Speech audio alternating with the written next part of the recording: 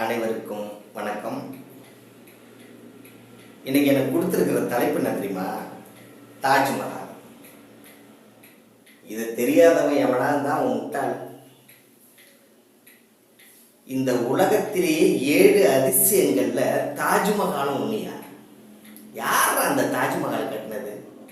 எவனுக்காவது தெரியுமா? இந்தியாவில் உள்ளவனுக்கு மட்டும் இல்லை, உலகத்தில் உள்ள அத்தனை பேருக்கும் தெரியும் இந்த தாஜ்மஹாலை பற்றி. ஈன்ற பொழுதில் பெருதுவக்கும் தன் மகனை சான்றோன் என கேட்ட தாய் என்று வள்ளுவர் கூறுகிறார். என்ன தெரியுமா?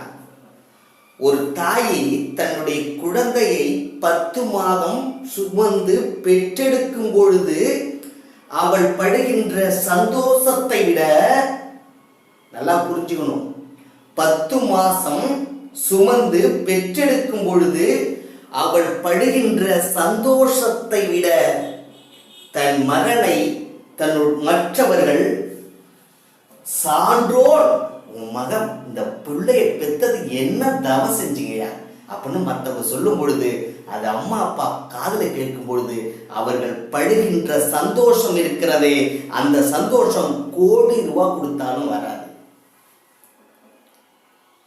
ஏண்டா இதுக்கும் அதுக்கு சம்மந்தம் போறோன்னு பாக்குறீங்க? அப்படிதானே?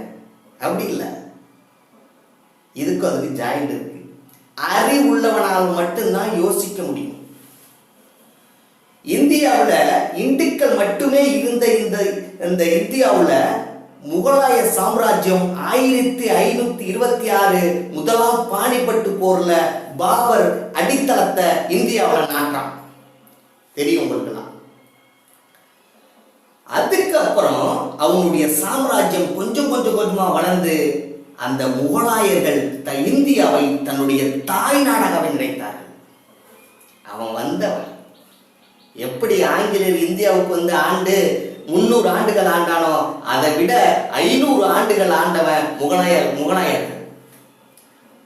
அந்த முகலாய வம்சத்துல சிறந்த அரசனாக பார்க்கப்படுகின்ற ஷாஜகான் ஒரு கட்டட கலையில மிகவும் ஆர்வம் உள்ளவன். பல கட்டடங்களை கட்டான். அதுல ஒண்ணுதான் தாஜ்மஹால். அந்த தாஜ்மஹால் யாருன்றா அப்படின்னு பார்த்தா அது ஷாஜகானுடையது இல்ல. பணம் கொடுத்து கட்டினா அது அவனது ஆயிடுமா? அந்த கட்டடம் அந்த காதல் சின்னத்திற்கு பெருமைக்குரியவர்கள் வேற ஒருத்தவங்க. நீங்க என்ன போய் சொல்றீங்களா?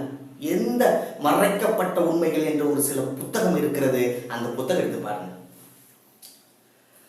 இந்த ஷாஜகான் மும்தாஜ் என்ற தன்னுடைய மனைவியை அளவுக்கு அதிகமாக காதலிக்கிறான். காதல்னா சாதாரணப்பட்ட காதல் அல்ல. இன்னைக்கு உள்ள காதல்லாம் அப்படியே சும்மா. ஆனா அன்னைக்கு உள்ள காதல் எப்படின்னா, அதை சொல்றதுக்கு வார்த்தைகளே இல்லை.